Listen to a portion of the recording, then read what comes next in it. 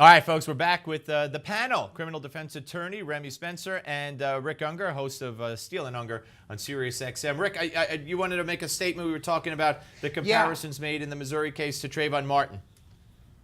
Well, I don't see any comparisons, but more importantly to me, Steve, I wanted to point out that Al Sharpton, I think if you spoke to anybody on the left, you'd find out Al Sharpton does not speak for the left. I personally have a big problem with how he turns this into an industry and shows up at every one of these events. That bothers me. I don't think that he does anything to help it. It only causes more trouble. He sure as heck doesn't speak for me, and I've actually proposed a new rule that Al Sharpton should not be allowed to go to these events until he can get through one of his shows without butchering the English language.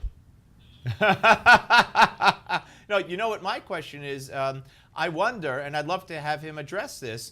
I'm not accusing, but I'd like to know if there's a civil suit down the road and the family wins millions of dollars, does Al Sharpton, by virtue of his advising the family and speaking, near them, et cetera, does he get a percentage? Does he get a slice of those millions of dollars? I'd really love to know that. Well, I can't answer that for you. No, I know that. But what I can say is is a reasonable question. Yeah. Yes. All right, let's move on. I want to put up a picture. And this picture is of Barack Obama dancing the night away at the big party yesterday where he and Hillary were going to hug each other to death, I guess, or whatever. And the story I have is that the Obamas danced nearly every song and a good time was had by all. You know what? This is almost worse than the golf. It really is almost worse than the golf as an optic to me. We got people in harm's way, bombing Iraq, rescue mission, the helicopters, and, are within range possibly of some of the weapons that the ISIS people have. And here he is partying like it's 1999, Remi. It just doesn't look right. Yeah, it doesn't look right. It doesn't smell right. We keep hearing from the press secretary at the White House that he can do his job anywhere. He doesn't need to be at the White House, and that probably is true. But even still, he's partying it away in a private, very upscale celebration in Martha's Vineyard. Most Americans can barely afford to drive to the next town to celebrate some sort of vacation with their family this summer. There are so many things about this trip and this party that I think are unsettling for the average American. What about it, Rick? I think it must be August, because if this is what we're talking about, we're obviously news challenged. Look, this is also silly. So, apparently Obama should check into the closest monastery and spend 24 hours a day contemplating his navel and the future of the world staring at a wall. He went to a party. Are you serious?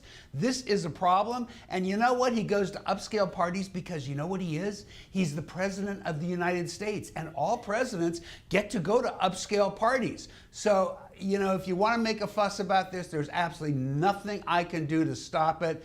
But seriously, aren't there more important things to talk about? Well, I think it was pretty important when George Bush decided he wasn't going to play golf anymore while our troops were at risk. This president and you know what you've forgotten? You know what you've forgotten about that? You've forgotten why George Bush stopped.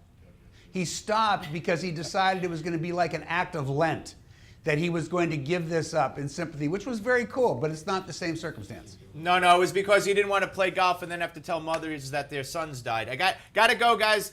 Rick Ungar and Remi Spencer, thank you both. We'll be back with the national spokesman for the Iraqi Christian minority. Don't go away.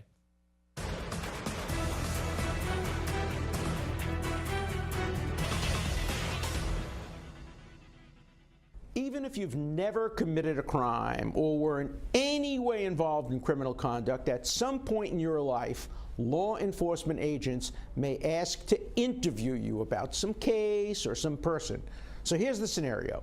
A police detective or even an FBI agent comes to your home and business, unannounced. That's the way they usually do it. They inform you that they have a few questions about something directly or indirectly relating to somebody or something involving a criminal matter. They promise it's not going to take much time, and you want to seem as cooperative as possible. You certainly don't want them to think you're hiding something. So the inclination is to sit down with them and answer their questions. Should you do that before consulting with an attorney? Well, this one is really easy to answer. No.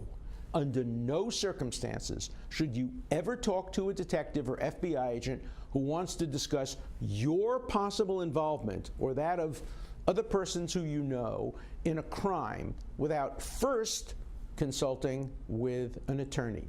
You should very politely explain to the officer that you're inexperienced in this kind of situation, that you know you have a right to a lawyer, even if you did nothing wrong.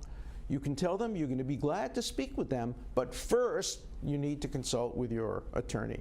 When you do agree to be interviewed, your lawyer should be present for the entirety of the interview. You know, many people, including wealthy and famous people, have found themselves going to prison for something they said to an investigator. Martha Stewart, for example, was convicted and served time, not for what she was suspected to have done, but for lying to a federal law enforcement official.